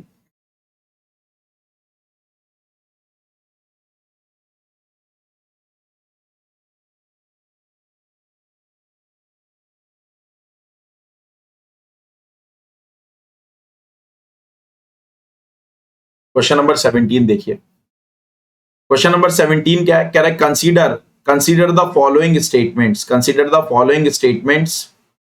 Westergaard theory of the stress distribution is more appropriate for the soil deposit which exhibits large lateral strain। देखिए Westergaard जो theory है, Westergaard साहब ने दो assumption मांगने थे, एक बाकी सारे एजम्पशन तो सेम ही थे, लेकिन दो इंपॉर्टेंट एजम्पशन थे। पहला कि उन्होंने सॉइल को एनआइसोट्रॉपिक माना था, और दूसरा एजम्पशन उन्होंने माना था कि सॉइल लेटरली कन्फाइंड है। अगर सॉइल लेटरली कन्फाइंड है तो इसका मतलब लेटरल डायरेक्शन में सॉइल फैल नहीं पाएगी। लेटरली कन्फाइंड का मतलब लेटरल दिशा में वो सीमित है, कन्फाइंड है, फैल नहीं सकती। तो जब लेटरल डायरेक्शन में फैल नहीं सकती तो लेटरल डायरेक्शन में स्ट्रेन्स भी डेवलप नहीं होंगे, या बहुत स्मॉल स्ट्रेन डेवलप होंगे। लेकिन ये क्या बोल रहे हैं कि वेस्टरगार्ड थ्योरी ने ये माना, या वेस्टरगार्ड थ्योरी उन सॉइल्स के लिए अप्रोप्रिएट है जो जिनमें लार्जर लेटरल स्ट्रेन होते हैं, मतलब सॉइल लेटरल दिशा में खूब फैल जाती है, मतलब लोड लगाएंगे तो सॉइल लेटरली इस तरीके से फैल जाएगी, उनके लिए एप्लीकेबल है। नहीं, इन्होंने तो लेटरली कन्फाइंड मानी थी सॉइल, मतलब लेटरल स्ट्रेन की वैल्यू 0 होनी चाहिए। तो पहला स्टेटमेंट तो आपका गलत हो गया, पहला स्टेटमेंट क्या हो गया आपका, गलत हो गया। पहला स्टेटमेंट तो गलत, जो पहला स्टेटमेंट गलत पूछा है कौन सा सही, ये गलत हो गया। फिर Newmark's influence chart can be used for the determination of vertical stress under any shape of the loaded area, सही बात है। जो न्यूमार्क्स आपका जो चार्ट है वो कौन सी थ्योरी पर आधारित है, वो बॉस्निक थ्योरी पर आधारित है। किस पर आधारित है? It is based on the Boussinesq theory, वो बॉस्निक थ्योरी पर आधारित है न्यूमार्क चार्ट। और न्यूमार्क चार्ट जो बॉस्निक थ्योरी पर बेटा आधारित है, वो बॉस्निक थ्योरी पर आधारित वाला न्यूमार्क चार्ट बेटा क्यों यूज करते हैं? क्योंकि हमारे पास सर्कुलर एरिया का भी, सर्कुलर लोडेड एरिया के कारण भी फॉर्मूला है, पॉइंट लोड के कारण भी है, लाइन लोड के कारण भी है, स्ट्रिप लोड के कारण भी है। लेकिन अगर एक आर्बिट्ररी उल्टे सीधे शेप का अगर आपको कोई एरिया मिल गया, उसके कारण अगर किसी जेड डेप्थ पर स्ट्रेस निकालना है, तो हमारे पास एक ही मेथड है जिसका नाम है न्यूमार्क्स इन्फ्लुएंस चार्ट। मतलब पहला स्टेटमेंट आपका गलत है और दूसरा स्टेटमेंट आपका सही है, तो ऑप्शन हो जाएगा आपका बी। 17 का आंसर हो जाएगा आपका बी। समझ पा रहे हैं? Right answer of question number 17 would be B. The right answer of question number 17 would be B. Move करते हैं क्वेश्चन नंबर 18 पर। क्वेश्चन नंबर 18 क्या है? क्वेश्चन नंबर 18 है an isobar is a line which connects all the points below the ground surface at which. तो क्या होता है, जैसे आपने कंटूर्स पढ़ा होगा, तो what is contours? Contour is the line, it is the imaginary line or the curve joining the points of, it is the imaginary line or curve joining the points of, joining the points of, joining the points of equal elevation। Equal elevation के points को join करने वाला, equal elevation के points को join करने वाला जो curve, जो लाइन होता है, उसको कंटूर्स कहते हैं। इसी तरीके से जब आप ग्राउंड में किसी पॉइंट पर पॉइंट लोड लगाएंगे, तो ये आपका एक्सेस ऑफ लोड है, तो कई सारे पॉइंट्स होंगे जहां पर इस लोड के कारण डेवलप होने वाला स्ट्रेस क्या होगा? सेम होगा। तो उन सारे पॉइंट्स को ज्वाइन आप कर देंगे तो आपको बेटा एक कर्व मिलेगा, उसी कर्व को हम बोलते हैं isobar. So what is isobar? Isobar is basically the contour of vertical stress। मतलब इक्वल वर्टिकल स्ट्रेस के पॉइंट्स को, शेयर स्ट्रेस नहीं, इक्वल वर्टिकल स्ट्रेस के पॉइंट को ज्वाइन करने वाला जो कर्व होता है, जो लाइन होती है, उसको हम आइसोबार कहते हैं। तो isobar is a line which connects all the points below the ground surface at which local ground elevation is same। no, ये तो कंटूर लाइंस होती हैं। सेटलमेंट इज सेम, गलत बात है। The vertical stress is same, option हो जाएगा बेटा सी। समझ आया? क्वेश्चन नंबर 18 का ऑप्शन हो जाएगा सी।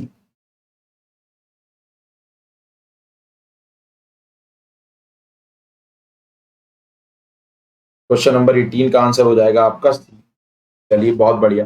क्वेश्चन नंबर 19 की तरफ बढ़ते हैं। Moving forward to the question number 19। Question number 19 क्या है, पढ़िए जरा, सॉल्व करने की कोशिश करिए। Try to solve question number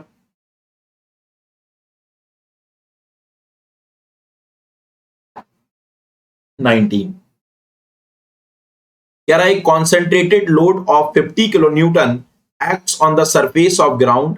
the increase in vertical stress directly below the load at a depth of 4 meter will be the value of influence factor. दे रखा है, वैल्यू होती है बेटा 0.4775, इन्होंने वैल्यू दे रखी है 0.48।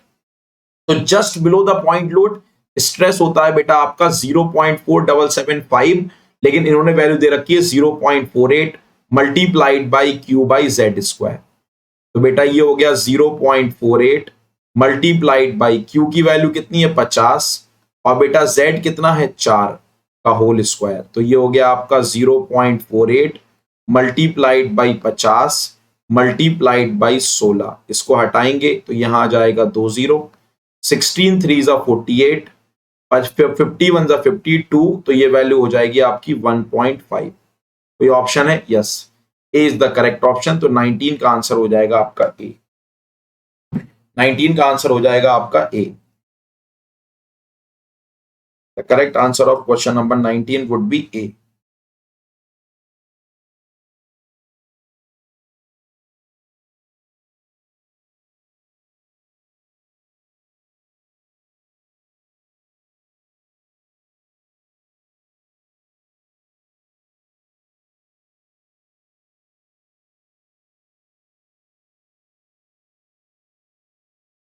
का आंसर क्या हो जाएगा आपका ए। चलिए क्वेश्चन नंबर 20 की तरफ बढ़ते हैं।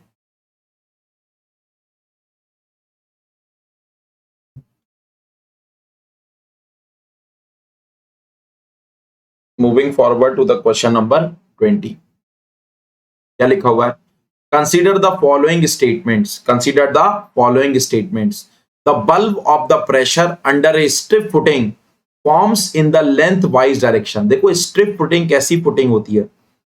स्ट्रिप फुटिंग ऐसी फुटिंग होती है जिसकी लेंथ उसकी विड्थ की तुलना में बहुत ज्यादा होती है। तो जो इसका स्ट्रेस बल्ब होगा ना, इसका जो बेटा स्ट्रेस बल्ब होगा, this stress bulb will extend not in length wise direction but in the width wise direction. कुछ इस जैसा होगा, क्योंकि हम अपनी एनालिसिस स्ट्रिप फुटिंग के लिए पर यूनिट लेंथ में ही करते हैं, क्योंकि लेंथ बहुत ज्यादा होती है। तो इसका जो स्ट्रेस डिस्ट्रीब्यूशन होगा, the stress distribution will be along the width wise और विड्थ वाइज डायरेक्शन। तो पहला स्टेटमेंट तो गलत, जब पहला गलत पहला गलत पहला गलत तो ऑप्शन हो जाएगा आपका बी। क्या है? कह रहा the contact pressure at the edges of the rigid footing in the saturated clay is theoretically infinite. देख लेते हैं, कॉन्टेक्ट प्रेशर पर सवाल हमेशा पूछ लेता है। कॉन्टेक्ट प्रेशर बता देता हूं, जब भी हम सॉइल के ऊपर किसी फुटिंग को बनाएंगे तो वो बेटा सॉइल फुटिंग के वो सॉइल जो है फुटिंग के ऊपर जो प्रेशर लगाएगी कांटेक्ट के कारण, उसी को हम कांटेक्ट प्रेशर कहते हैं। उसी को क्या बोलते हैं? That is called edge contact pressure. तो हम दो केसेस की बात करेंगे। सबसे पहले बात करेंगे हम फ्लेक्सिबल फुटिंग की। दो तरीके की फुटिंग होती है, एक होती है फ्लेक्सिबल फुटिंग, एक होती है रिजिड फुटिंग। फ्लेक्सिबल फुटिंग ऐसी फुटिंग होती है जो पूरी मुड़ जाती है लोड के लगाने के कारण।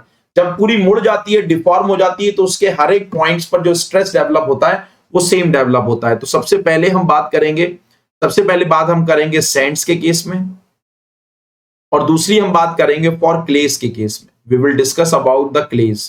दो के बारे में बात करेंगे, first for sands and other for the clays. देखते हैं भाई, पढ़ा है आपने नहीं पढ़ा है?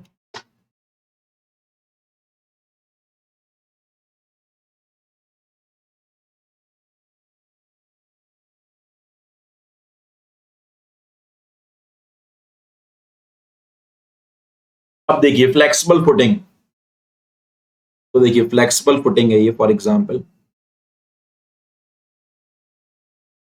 तो जब आप लोड लगाएंगे ना सैंड में, तो अब देखिए जब आप लोड लगा रहे हैं यहां से पी लोड लगा रहे हैं, तो देखो सबसे ज्यादा इंफ्लुएंस कहां मिलेगा? यहां सैंड के अंदर टेंडेंसी होती है टेंसनेस गेन करने की। मतलब यहां पर जब आप लोड लगाएंगे धीरे धीरे धीरे धीरे, फेल होने से पहले यहां पर जो डेंसनेस है वो सबसे ज्यादा बढ़ जाएगी और यहां डेंसनेस सबसे कम बढ़ेगी। मतलब यहां पर सैंड के केस में मॉडुलस ऑफ इलास्टिसिटी सबसे ज्यादा मिलेगी और कोनों पर सबसे कम मिलेगी। क्यों? क्योंकि जो सॉइल है उसके अंदर डेंस होने की क्षमता होती है। तो जब आप धीरे धीरे लोड बढ़ाते जाएंगे तो सबसे ज्यादा प्रभावित कहां पर होगी? ये वाली सॉइल। तो ये सबसे ज्यादा डेंस हो जाएगी। जब सबसे ज्यादा डेंस हो जाएगी तो ये रेसिस्ट भी ज्यादा करेगी। रेसिस्ट जब ज्यादा करेगी तो डेफिनेटली यहाँ की मॉडुलस ऑफ इलास्टिसिटी ज्यादा हो जाएगी। अब आपको पता है sigma is equal to E into strain होते हैं।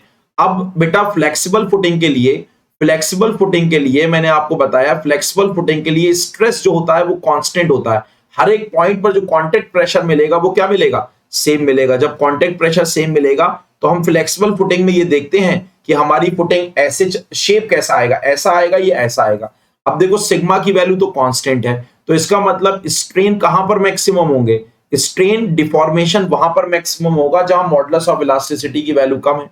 मॉडुलस ऑफ इलास्टिसिटी की वैल्यू यहां कम है तो स्ट्रेन यहां पर मैक्सिमम होंगे, और यहां पर मॉडुलस ऑफ इलास्टिसिटी की वैल्यू मैक्सिमम है तो यहां स्ट्रेन मिनिमम होंगे। तो इसका मतलब जो जब लोड लगाओगे तो at the time of failure जो फुटिंग होगी उसका शेप कुछ ऐसा होगा। सबसे कम स्ट्रेन कहां पर? सेंटर पर। और सबसे कम स्ट्रेन सेंटर पर, सबसे ज्यादा कहां पर? देखो ऐसे डिफॉर्म हो गई है। सबसे ज्यादा डिफॉर्म यहां से देखो ना, यहां पर सबसे कम डिफॉर्मेशन और यहां पर डिफॉर्मेशन सबसे ज्यादा। लेकिन जो कांटेक्ट प्रेशर होगा वो फ्लेक्सिबल फुटिंग के केस में हर एक पॉइंट पर क्या होगा? सेम। क्योंकि फ्लेक्सिबल फुटिंग अपने आप को इस तरीके से क्या कर लेती है? अरेंज कर लेती है।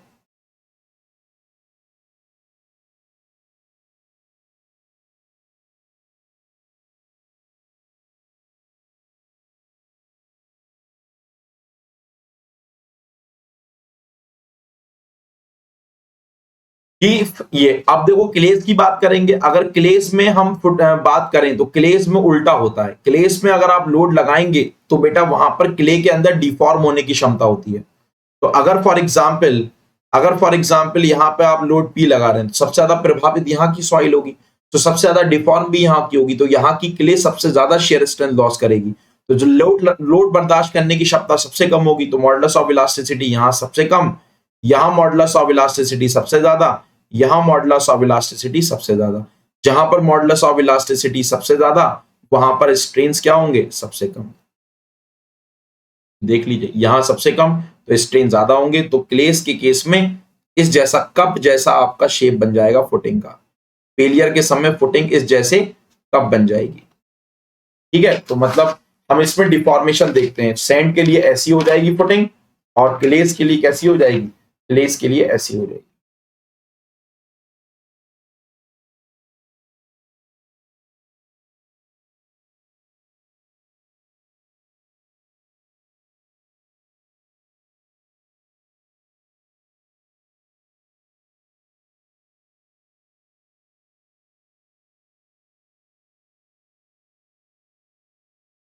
ठीक है, तो अब मैं आपको बता देता हूं उसके लिए दूसरा केस बता देता हूं रिजिड फुटिंग के लिए।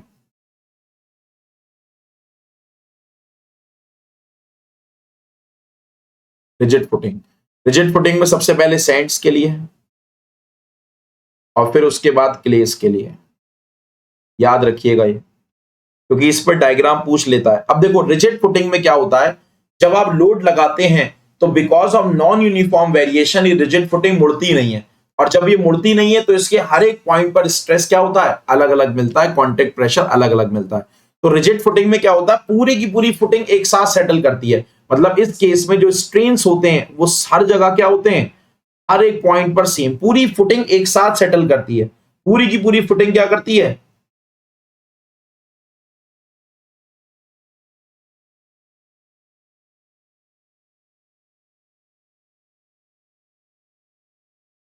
पूरी की पूरी फुटिंग एक साथ सेटल करती है। स्ट्रेन्स यहां पर सेम है। अब आपने पढ़ा stress is equal to strain into modulus of elasticity. अगर सिग्मा आपका कांस्टेंट है तो स्ट्रेस जहां वहां पर ज्यादा होगा, कांटेक्ट प्रेशर वहां ज्यादा होगा जहां मॉडुलस ऑफ इलास्टिसिटी ज्यादा होगी। तो अगर आप ऐसे बनाएं,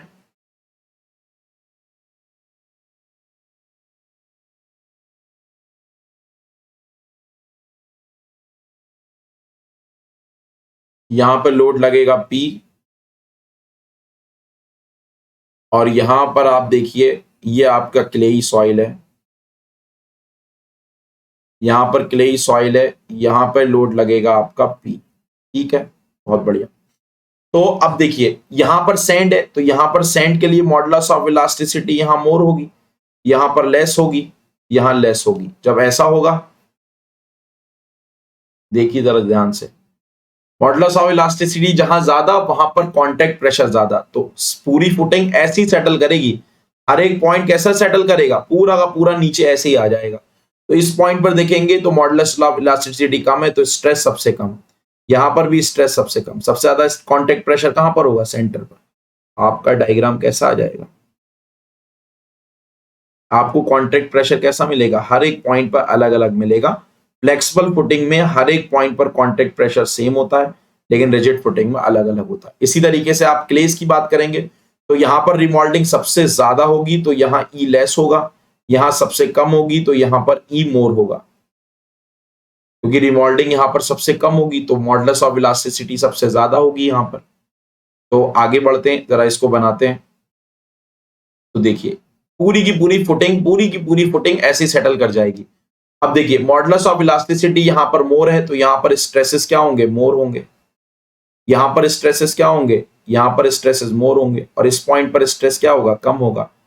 आपका जो कर्व मिल जाएगा वो कैसा मिल जाएगा, ऐसा मिल,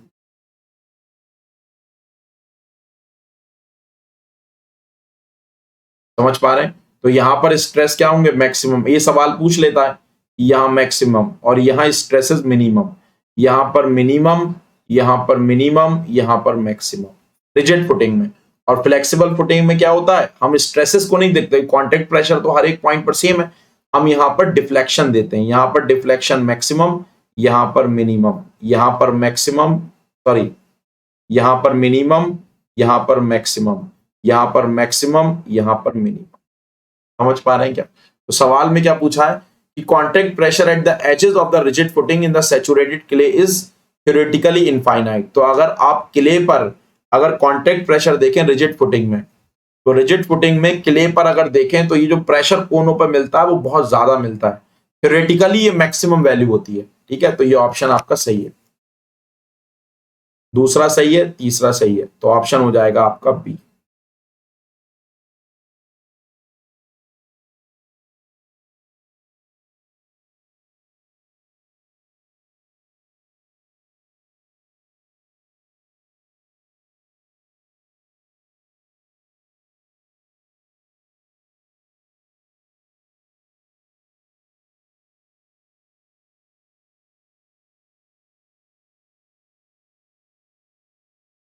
ऑप्शन क्या हो जाएगा? 20 का ऑप्शन हो जाएगा बी। क्वेश्चन नंबर 21 की तरफ बढ़ते हैं। Moving forward to the question number 21। ठीक है, चलिए क्वेश्चन नंबर 21, क्वेश्चन नंबर 21 कहां ये है? चलिए क्वेश्चन नंबर 21 क्या है? कह रहा the Boussinesq equation is not suitable for sedimentary deposit. Boussinesq theory को हम सेडिमेंट्री डिपॉजिट के लिए यूज क्यों नहीं करते हैं? क्योंकि बॉस्निक थ्योरी में हम लोगों ने सॉइल को कैसा माना है? आइसोट्रॉपिक माना है। यस और नो? तो पहली स्टेटमेंट तो सही है। दूसरा statement, sedimentary deposit do not represent a isotropic come homogeneous system. हमने बॉस्निक थ्योरी में सॉइल को कैसा माना है? आइसोट्रॉपिक माना है। और आपको पता है जो सेडिमेंट्री डिपॉजिट्स होते हैं वो कभी भी आइसोट्रॉपिक नेचर के नहीं होते हैं। तो ये स्टेटमेंट भी आपका सही है, और पहला स्टेटमेंट दूसरे स्टेटमेंट पे डिपेंड कर रहा है, तो ऑप्शन हो जाएगा आपका ए। नेक्स्ट क्वेश्चन नंबर 22, बताइए इसका आंसर।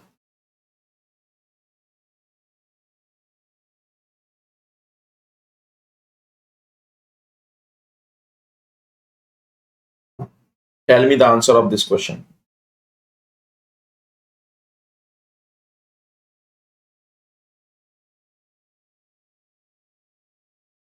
Tell me the answer of this question. कह रहा which of the following statements are correct. इनमें से कौन सा स्टेटमेंट सही है? पहला, isobar can be prepared using Boussinesq stress distribution theory. क्या आप बॉस्निक स्ट्रेस डिस्ट्रीब्यूशन थ्योरी से आइसोबार बना सकते हैं? यस। कैसे बनाओगे? कैसे बनाओगे बेटा? सिंपल ही तो है, सिंपल ही तो है, आपको आइसोबार बनाना है। तो अगर ये फॉर एग्जाम्पल आपका लोड है क्यू, ठीक है, आपको क्या करना है? सिंपली आपको क्या करना है? फॉर एग्जाम्पल आपको क्या करना है? बेसिकली आइसोबार बनाना है। तो आपको क्या करना है? आपको